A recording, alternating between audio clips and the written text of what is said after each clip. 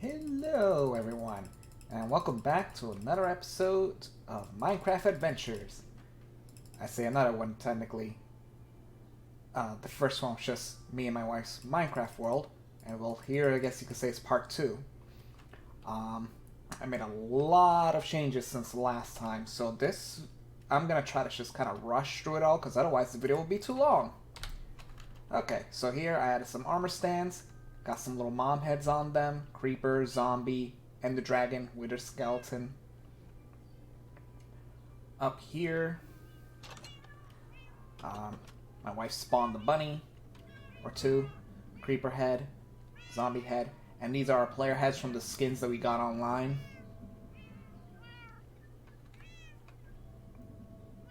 And out here.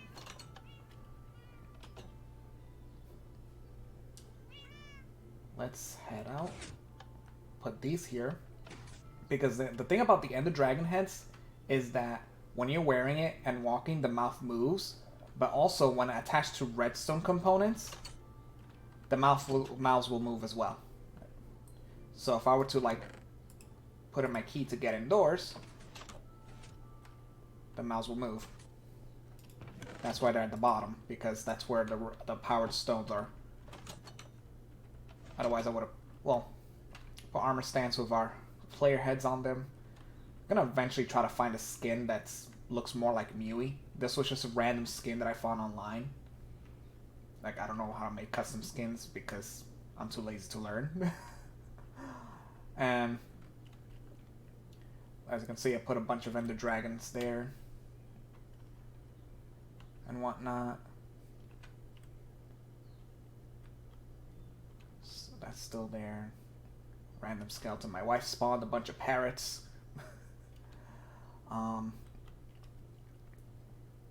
too many changes. It was just the rail tracks or anything.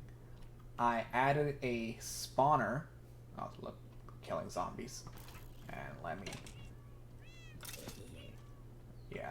I added a spawner hidden underneath around here, so every few minutes it'll spawn a villager because they keep getting killed off by the mobs and the golems can't do too much. And, well, the villagers are kind of stupid. So they kind of get themselves killed in the process. I put some houses here. I think eventually I'm going to add some more in the back. Under the obsidian blocks, I put more, a cat spawner and a villager spawner. So that, there you go, see? Random spawn for that. Like, I'll show you. Like, is a custom little spawner thing. I had to. It's not in the creative menu. I had to use the commands to bring out the spawner, and then just put a spawner egg in there to whatever you want. It's a little laggy because I've added so much stuff, and there's like, I've also, because of this other project that me and my wife started, it's kind of created a little more lag. Hopefully, once we clear that area up, it'll be done. It'll hopefully reduce the lag once we clean it up. But it's going to be a long time before we can get to the cleanup phase. Anyways, I had this little shop. Because with the villager NPCs, you can trade with them. And depending on the blocks they're in front, they'll take specific professions. This is a smithing block, which has no player usage at the moment. It's just to turn this guy into... Okay, that's weird. I don't know why it's not... Okay. That's an interesting glitch. Not sure why it's doing that.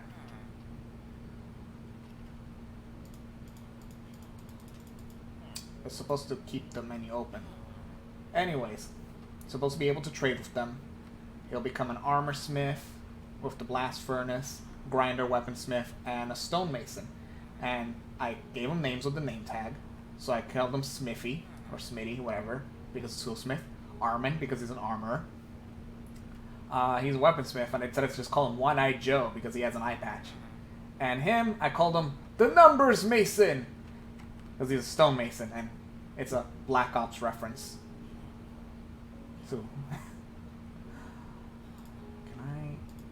There we go. Works with him. Why won't I work with him? That's weird. Do I want to trade with me? No, I don't think it's him. That's really weird. But I kind of leveled them up also to master, which is why they'll have like the little diamond badge. Also because an issue with them is that if you don't level them up enough, they'll take on a random job from blocks around, and then you end up having to like it'll end up screwing up the whole project, and that gets annoying. So that's pretty much the village so far. I plan on maybe putting another shop on the other side with other village professions in the future.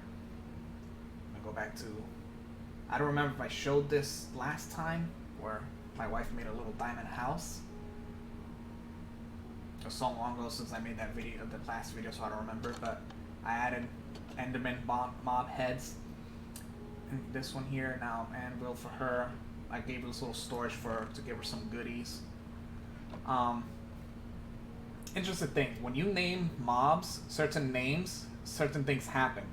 For example, you name the sheep Jeb with an underscore, which is the name of one of the developers, and he'll change colors. Of course, if you use shears to harvest his wool, it'll give him the whatever his default color was before you named them. If you were to name a mob Dinnerbone, which is one of the nicknames of one of the other devs, the mob will be upside down. Like, literally upside down. It's pretty funny.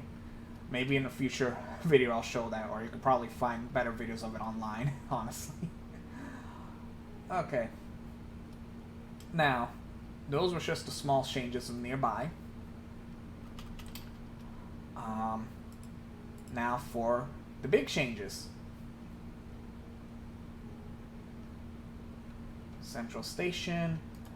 I named this Centralia City. As you can see from the map, it's updated a lot, but I'm going to probably just change it to Central City because I realized that Centralia was the name in a city of a webcomic that I read, and I'm like, let me change it.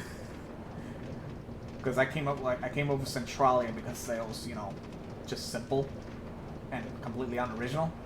But then someone else did it, even though it's not a Minecraft world or anything. I'd rather not be taking names from webcomic artists. Good. So I'm just gonna change the signs there when I'm eventually to Central City, and no longer be Centralia City. Either way, it's still Central City because this is technically what I'd call the center of our. Well, it's not really the center of the world, no, but the center of our little area map, so to speak. And we're about to see one of the big changes. I added mob heads on top, and the dragon, zombie, creeper, enderman, skeleton, wither skeleton.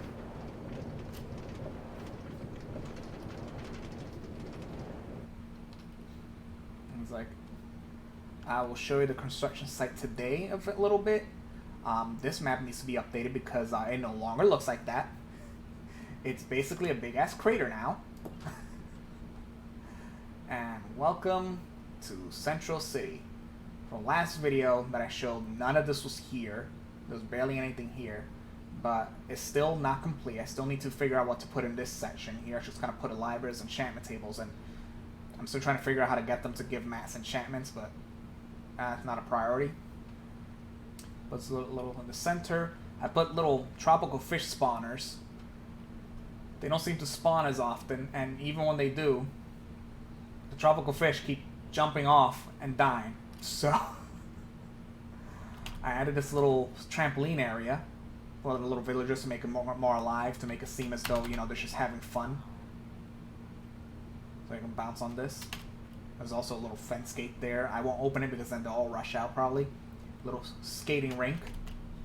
Two of them, like, I spawned some of them as babies, baby villagers and whatnot to make it look like it's a family having fun, but the thing is, baby villagers after 20 minutes, they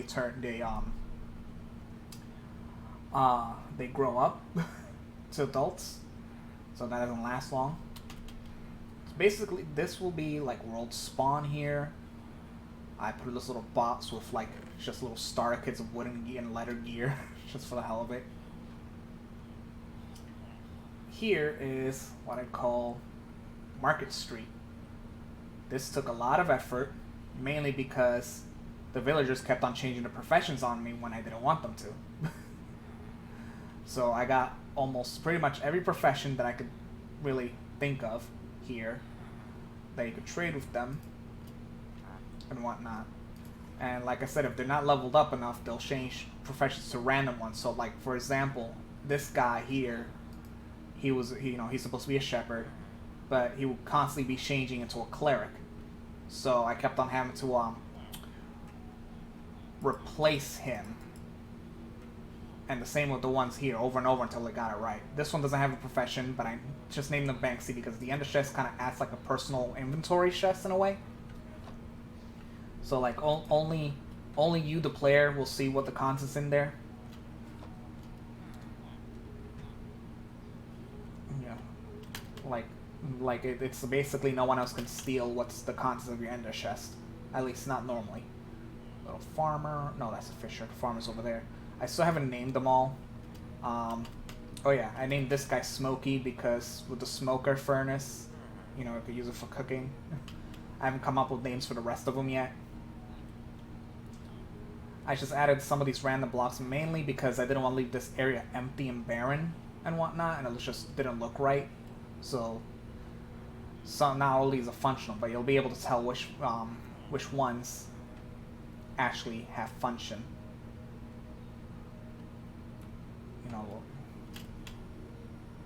Now, I used to keep this kind of on a loop, like a little trolley loop in a way, but it kind of ends up causing lag when the chunk is loaded. Huh, it won't move. Okay, let's go this way. I have to manually leave because I didn't set up any automated thing. As you can see, I added all these trees here as well. Now we're headed towards our recently finished project, well, semi-finished, the community garden. I'm gonna eventually blow that out of the way, and whatnot, but there's not really much here anyways, so it's just kind of be another street leading to the water there. Got some turtles that hatched from eggs that I placed down. They kind of just decided to chill and got stuck in the boats, and I got tired of breaking the boats to release them, so they're stuck there now.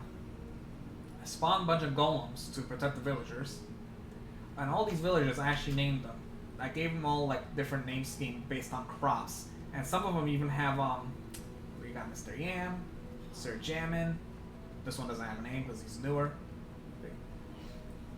I guess I'll get to that eventually. Mr. Melon, Sir Grapefruit, Mr. Potato, Raditz, as in yes, that is a DBZ reference. Sir Apricot. Because in DBZ, some of the Saiyan characters are named after vegetables, so I figured it'd be perfect to name some of them after the Saiyans, like Broly, Wheatley, since wheat's like common, Nappa, Bean Sprout. Where are the others? The others I think are on the other side. So I put almost every crop that you can kind of harvest. I mean, there's still other crops I guess that I put in, like mushrooms, for example. I didn't bother. Sir Pumpkin, Sir Ketchup.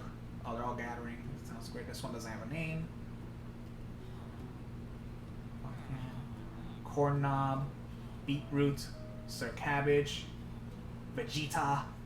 Oh yeah, the stall over there, the farmer behind the stall, I named him Kakarot. I forgot to mention that. I don't know if this is all of them, but it was a lot of them that I named. Some of these are from different worlds, like these are nether worlds from the nether realm. This is from the end dimension, chorus fruits. Some we just kind of put flowers in there, and whatnot. Some of these plots we left empty on purpose, and the villagers themselves took care of it. So like you'll see random like crops around the place. Oh, let me turn this off a bit. And as you can see, they haven't fully finished. Like there's some here that are just still open, and I just decided to just leave them to do it. Because that way it's just, I guess, makes it more lifelike in a way. Like cocoa beans there, bamboo. Now, this is the biggest project that me and my wife are pretty much tackling. This is the construction site of what I will eventually build here, which is what I like to call, what I'm going to call, Obsidian Castle. Whole castle that's basically meant to be built out of obsidian. The reason it looks like a clusterfuck right now is because we're still digging through. and we're nowhere near done. The idea is that we blast all of this, and as you can see, we reach all the way to bedrock. For those who don't know, bedrock is completely indestructible in survival mode. In creative mode, we could just punch through it, and then if we fall through, we fall into the void, and you will die, even if it is creative mode. We found that out the hard way. Yes, it was hilarious too. But the other night, me and my wife were basically blasting here, causing extreme lag. This is also one of the reasons why I was lagging, because all the stones and whatnot that I was blasting was just kind of left plopped out, like kind of like so, and there was a ton of them everywhere. So until they despawn, it just caused a major amount of lag. So I'm basically planning on this little perimeter is just placeholder. It's not gonna be what it actually looks like. It's just kind of like a rough draft idea, sort of. I needed to kind of clear out all the space before I can actually start building it. And this is gonna take a colossal amount of time, especially since it's just me and my wife. But I'm gonna blast it all to bedrock, and probably gonna fill in the gaps of the bedrock to even it out. Either that or just make a layer on top of it. And then I'm planning on basically having this castle having multiple floors from the ground up, and then even further up. I haven't decided how tall I'm gonna make it yet. This was the rail track that comes from the station, that was construction site, and from the first bombings, as you can see, it kind of destroyed some of the railing. But that's okay, because this was meant to be temporary anyways.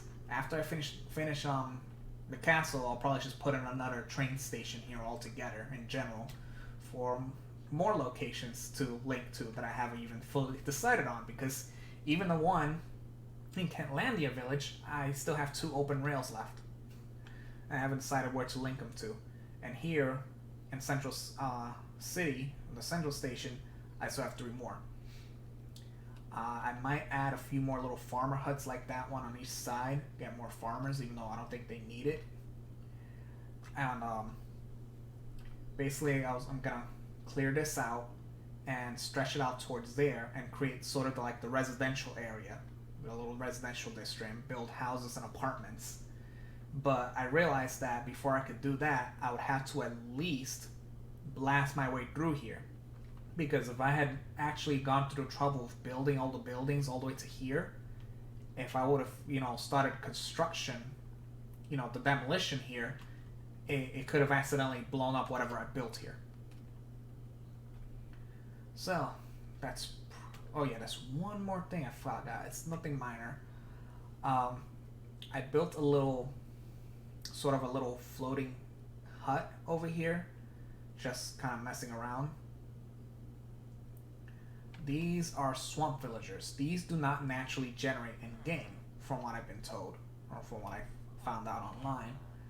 Basically, you need to use the villager egg to spawn them in a swamp area. The same thing with jungle villagers and whatnot.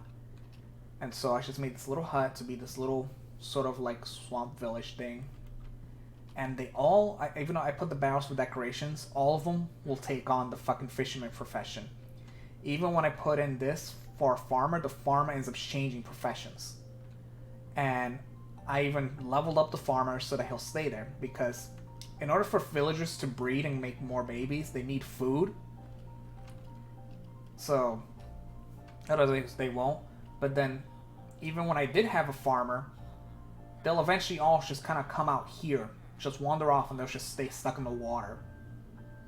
Just like these fishermen. And if they're low level, they eventually lose their jobs and become back to regular villagers. Because, again, they're stupid. Most of these iron golems here, I only spawned like maybe 1 or 2, and they all kind of eventually got killed off by skeletons.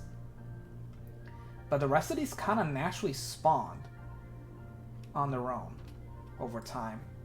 Of course, now the spawning mechanic has changed, but that doesn't matter. So now at least they got plenty of protection from zombies and drowned, which are basically water zombies for the most part. And I believe that's everything. If I forgot anything, I'll probably have to change it in a future update.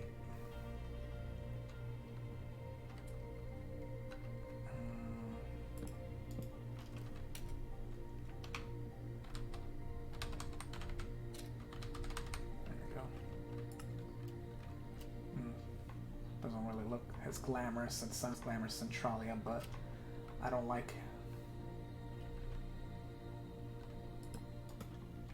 using other people's. Whatever. Doesn't really matter to me that much. Central, blah blah blah. Okay. And that's all I got so far.